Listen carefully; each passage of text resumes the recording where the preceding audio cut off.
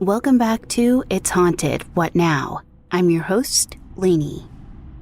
British author Roald Dahl aptly pointed out that the witching hour was a special moment in the middle of the night when every child and every grown-up was in a deep, deep sleep, and all the dark things came out from hiding and had the world all to themselves. Many paranormal experiences happen during the deepest part of the night, when most people are asleep and caught unaware. Today's episode is no exception. From friendly spirits to a powerful witch, these stories will make you loath to fall asleep tonight. Okay, ready to get spooked?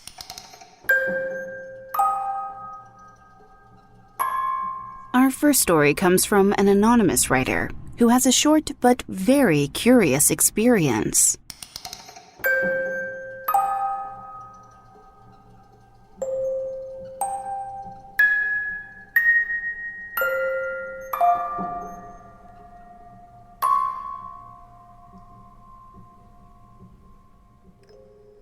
My newborn baby sleeps beside me in a crib that's connected to our bed. I put her back to sleep at 2 a.m. with a light blanket over her legs. For safety, the bottom of the blanket gets tucked under the mattress at the end of the crib, so she can't kick it over her head or face. She has little pajamas, so the blanket is just for extra comfort. When I woke up at 5 a.m., the blanket was tucked higher up her body under her arms and wrapped around her. She doesn't roll yet, and she does kick her legs, but that usually kicks the blanket off. I assumed my husband had gotten up in the night and noticed the blanket wasn't on her and swaddled her in it. That's how nicely wrapped she was. I didn't want her to overheat, so I took it off. I just asked my husband about it, and he very much did not get up in the night and swaddle the baby. Now, it was late when I tucked the blanket under the mattress, so it was totally a half-assed job, just poked down between the bars. But the blanket only came to her waist. I would be surprised if it could get pulled up so easily. And she was so nicely wrapped. 95% sure she wrapped herself in some sort of perfect kicking alchemy, but 5% sure a helpful, loving ancestor tucked her in last night.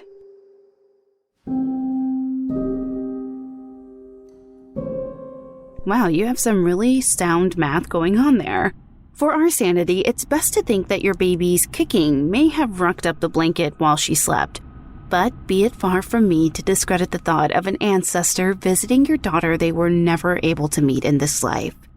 I won't say I hope this never happens again, because raising a newborn is tough work. Trust me, I know, I've been there. And any help, even the invisible kind, is greatly appreciated. Our second story comes from Mystery Chick 88, who is relentlessly targeted through the spiritual realm.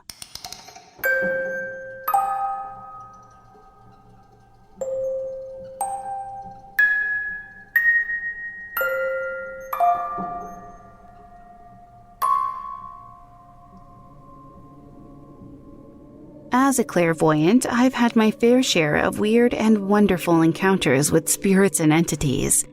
Most have been good, some bad, but I have only ever dealt with a few evil ones. This is a fairly long read detailing my encounters with the witch who tormented me for 5 years in the most horrendous ways. I do not know how she found me or why she hated me, but will tell you the first time I ever saw her. I was dreaming I had entered into a small country pub. The ceilings were low and it had that musty smell of beer and thyme. Outside the windows was a quiet rural lane, surrounded by hedgerows and what looked like farmers' fields beyond that. It was a lovely warm day, but the scene was eerily quiet. There were 2 sections to the pub. One side which was devoid of anyone and what looked like a working bar, and the other side was closed off to the public and looked like it was being used to store old furniture. I found myself wandering around the furniture, admiring a beautiful antique writing bureau, when I suddenly felt disorientated. My legs started to give way as my head began to spin out of nowhere. My center of gravity was thrown out of whack and I stumbled onto the floor, and a fear I could not explain started to overcome me.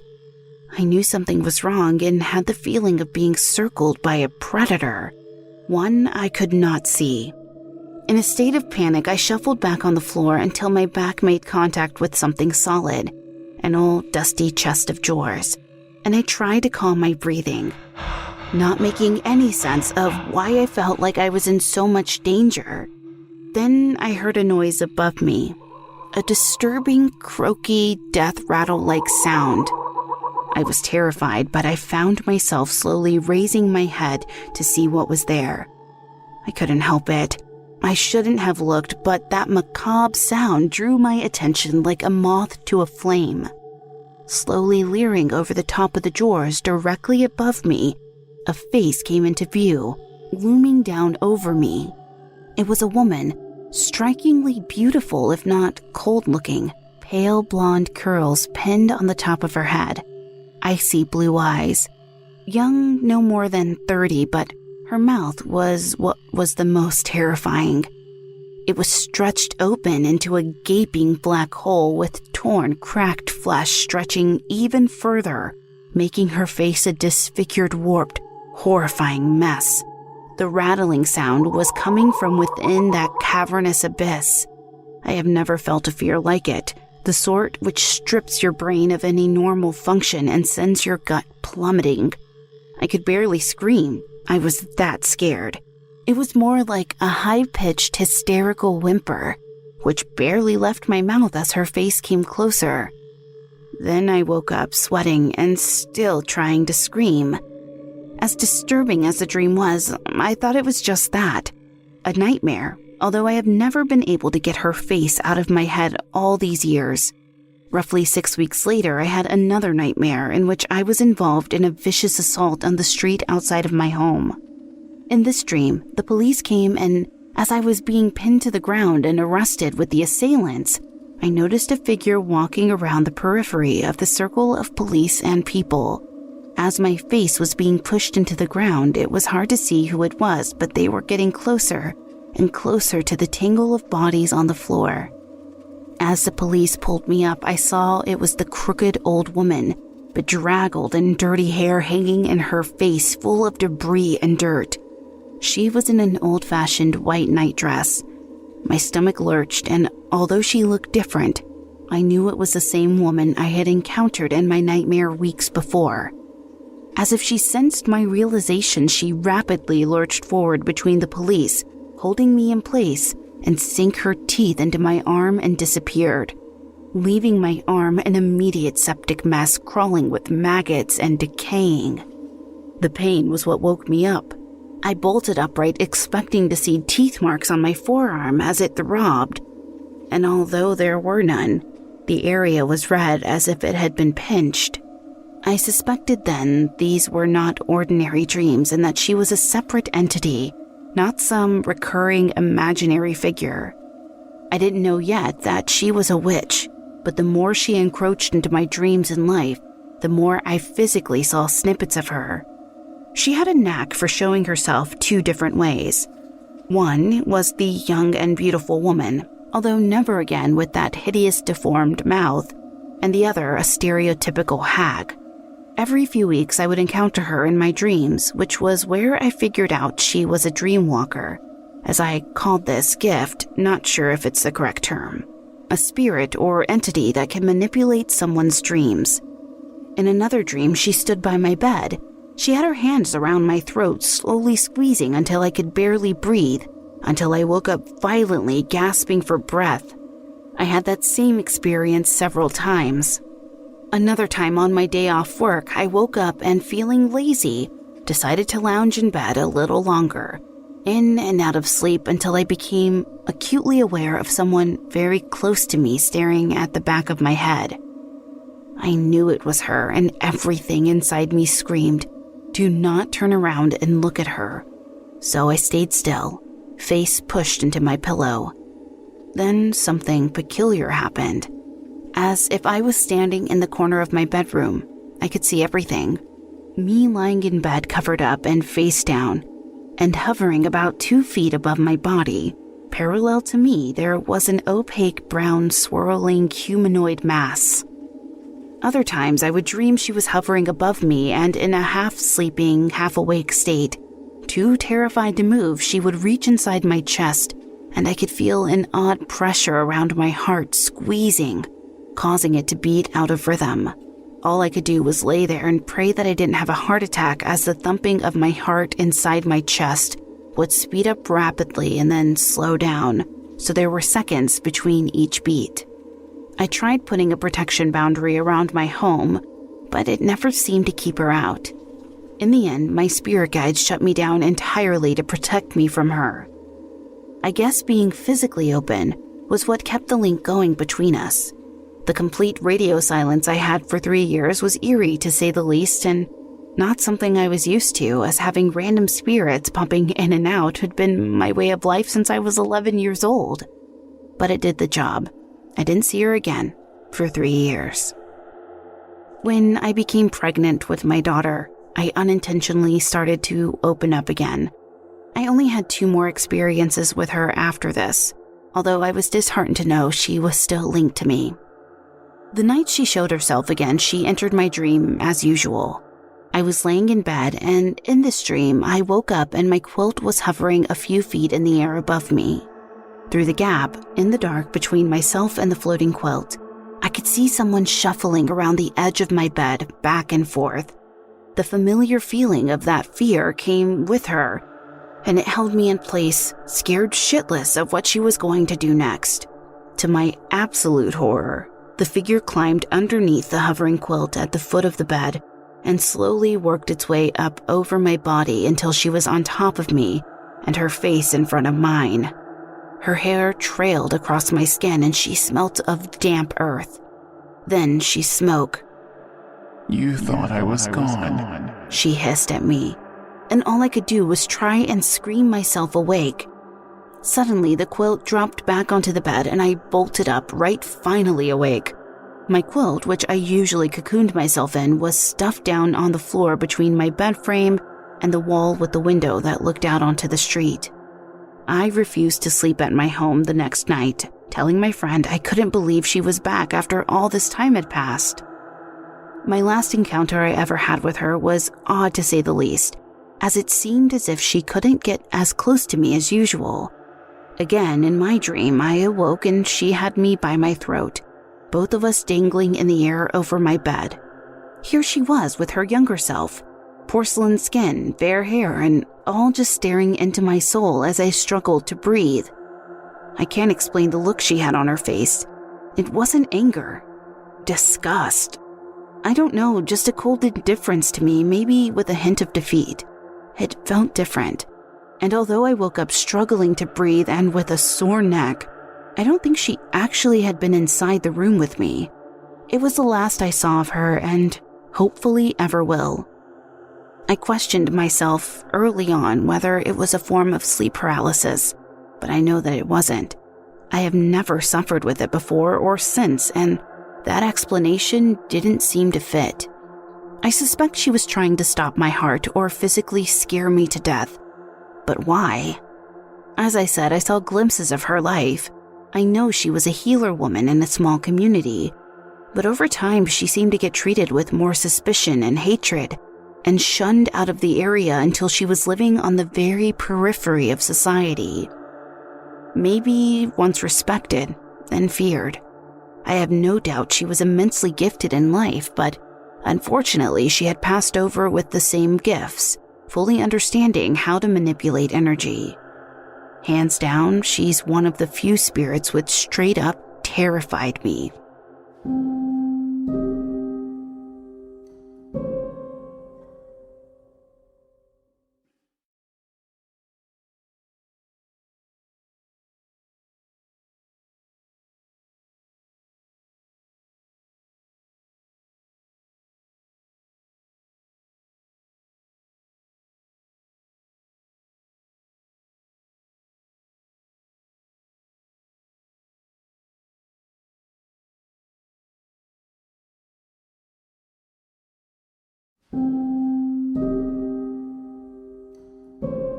Wow, I am absolutely stunned, speechless by this incredible encounter.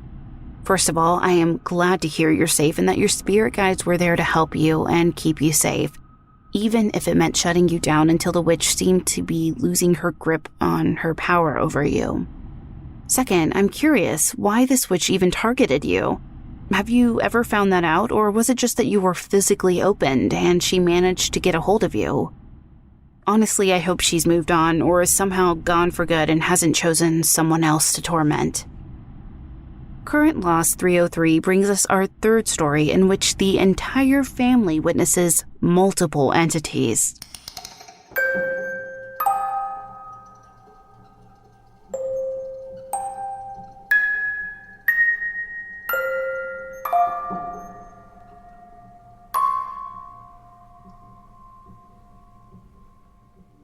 To begin with, I have always been skeptical towards the paranormal, but for several years I have seen and heard things that do not seem to me to be of this world.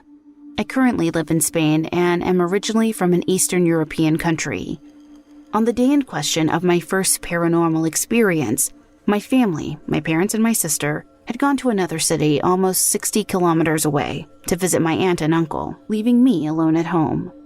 My parents went out in the afternoon and came back the next day at night. The night of their departure, I was sleeping, and as I turned over, I half opened my eyes and saw clear as daylight a dark shadow in human form with 2 red orbs for eyes across the room, looking at me. I didn't give it any importance until the next day when I remembered it and went back to sleep. My room overlooked the inner courtyard of the building we lived in, and being winter, the blinds were all the way down to keep out the cold, so it couldn't have been outside lights. To this day, the memory of that shadow continues to haunt me as I've not found any explanation for what I saw, even though I tried to recreate it without success. So here are some other experiences. My little sister has commented to me on dozens of occasions about seeing a dark thing at night peek into her room through the door frame and move away when she sees it. P.S. I have also seen it on several occasions. A few months ago, I would go back in after smoking a cigarette, and the whole living room was dark. At that moment, I saw a kind of mist, the height of a human, pass through the room and disappear through the exit door. Several minutes later, my mom told me that she had seen the same thing from the kitchen and would swear it was a woman. A couple of weeks ago, my father had gone to smoke in the backyard of our house, and when he came back inside and turned on the lights, he swears that he thought he saw, for a few seconds, what looked like a child. My sister had already been sleeping for several hours, standing in front of the kitchen door before disappearing. He almost dropped the glass of water he was carrying in his hand because of fright. I don't know. What do you think, guys?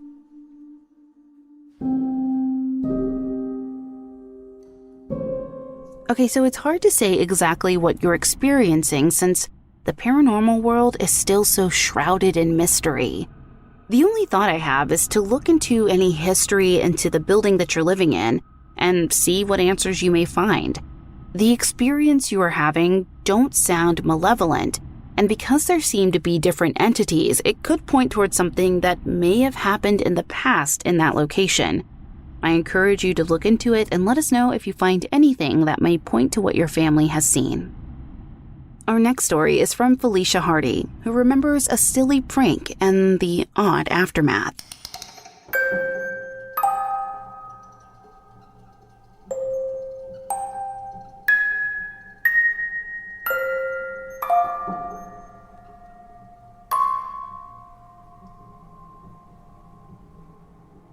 My friends and I were having a sleepover, and as a joke, we decided to hide one of our friends' phones on a really high shelf above a desk, full of glass decorations like snow globes. Around 30 minutes later, she came in, started laughing, and said she found it on the floor. We all looked at her like she was crazy, but the phone was about 5 feet from the bottom of the desk, which made a little bit of sense since she had called it. But we noticed nothing on the desk was broken, nor touched. We put the phone back up on the shelf and called it to see if the vibrations could have done it, but the phone never moved, so there was no way it fell all the way to the floor and 5 feet to the side. We still don't know how her phone got there or what did it.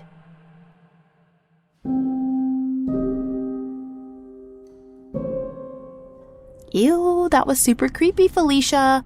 Ghost stories are always a staple for any good sleepover party. Trust me, I've told many of them and scared myself. And experiencing one really ups the wow factor.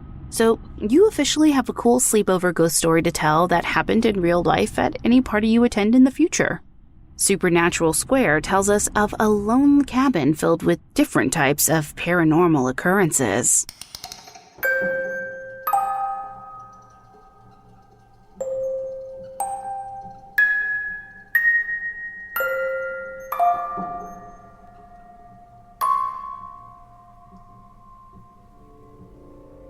When I was 8 years old, my dad purchased a cabin with some land in Ontario, Canada.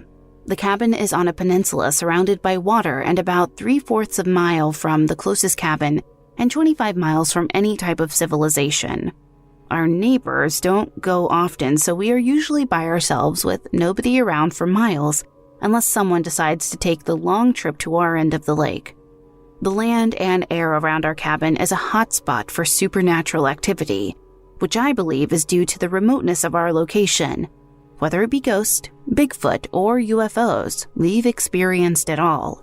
The following experiences are just two picked out of many to share. In 2006, I was in the cabin by myself while my parents went fishing. I went outside to grab a drink from the cooler on our porch when I heard what sounded like a plastic cup falling. When I went back outside, all of our kitchen cabinets were wide open, and I had a feeling of being watched. I picked up the cup, closed all the cabinets, and went outside until my parents got back. I never said anything to them since they wouldn't believe me. Later that night, my mom woke up and needed to use the outhouse, which is about 75 feet behind our cabin at the entrance of the woods. When she stepped out of the outhouse, she pointed her flashlight into the woods and saw an old disfigured man standing not even 10 feet from her. She let out a scream, which none of us heard because we were sleeping inside a cabin 75 feet away, and booked it back to the cabin. She woke up my dad and he went out to look but couldn't find any tracks or evidence of a person being in that area. The next day, I told them about what happened with the cabinets and my mom believed me given what she had seen the night before. Who could this ghost be? Could it be a native whose ancient land we are on? Or could it be the old hunting guide who used to live in this cabin by himself and passed away 15 years prior? Ghostly activity still happens on occasion, but it's our cabin now and we aren't giving it up. In 2009, my dad, uncles, their friend, my brother-in-law, and myself went up to the cabin for a spring fishing trip. One night, after all the old guys went to bed, my brother-in-law and I stayed out by the fire goofing around. The night sky at our cabin is always pristine. You can see every star in the haze of the Milky Way galaxy. At any given time, you can look up at night and see a number of satellites flying by. My brother-in-law went over to the water's edge to take a piss when he said, "Dude, what are those lights?" I went over and he pointed out to me two bright white orbs high up in the sky just floating around as if they had no sense of direction. We watched, then brushed it off as a pair of faraway helicopters or planes until they both stopped at the same time and zipped across the sky faster than anything man-made can go. We watched a little more while they kept floating, then zipping, then we decided to go in the cabin. The next day, we told the other guys about it, and one of them, being a retired Air Force and private corporation pilot, got really defensive and called BS on us, saying aliens and UFOs aren't real. He said it had to have been our imagination or something. The other guys dismissed what we saw because an experienced pilot who basically lived in the sky his whole life said it's not real. That night, the same thing happened, but this time, one orb was white and the other was red, and they came down to just above the trees. They didn't have a defined shape. It's almost as if they were just some sort of self-propelled lights. They made no sound and could get across the sky in the blink of an eye. I jokingly said, "Maybe we should go inside before we get probed." My brother-in-law agreed and we went into the cabin for the night.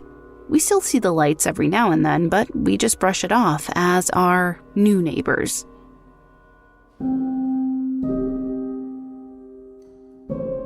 Of course, the first thing. I want to say is please feel free to come again and tell us more stories of this paranormal cabin. Not being believed comes with that territory, unfortunately, and I'm sorry the older folk just brushed you guys off. But know that here at It's Haunted What Now, we take you way seriously. And that old guy by the outhouse? Absolutely not. I hope there aren't any more stories involving him. Unless he has come back, then please tell us. Our final story comes from ccmaximoff.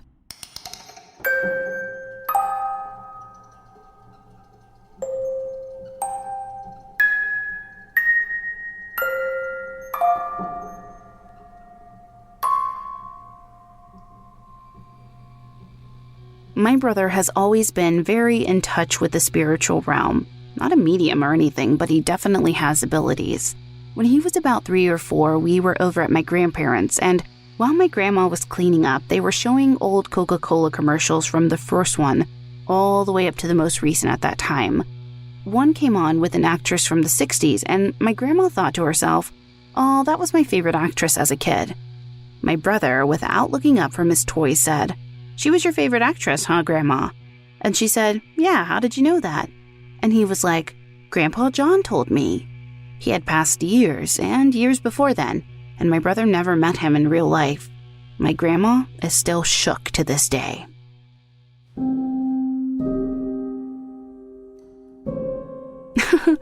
Kids say the darndest things, am I right? If it isn't animals acting weird around an invisible entity, it's when kids talk about things no one else sees. I have the chills just thinking about that experience and can't even imagine how your grandma must have felt hearing your brother talk about her late husband. Well, that does it for this episode. If you'd like to submit your own personal spooky tale to be read on the show, head to hauntedpod.com and click on the link to submit your story. You can also email me at hauntedpod@gmail.com. Thank you for listening.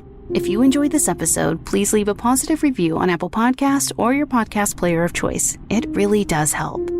You can find us on Twitter at podcast_haunted, Instagram at It's Haunted What Now, or our website, hauntedpod.com. Production assistance provided by Olivia Homsley. Writing assistance by Sherilyn Reyes.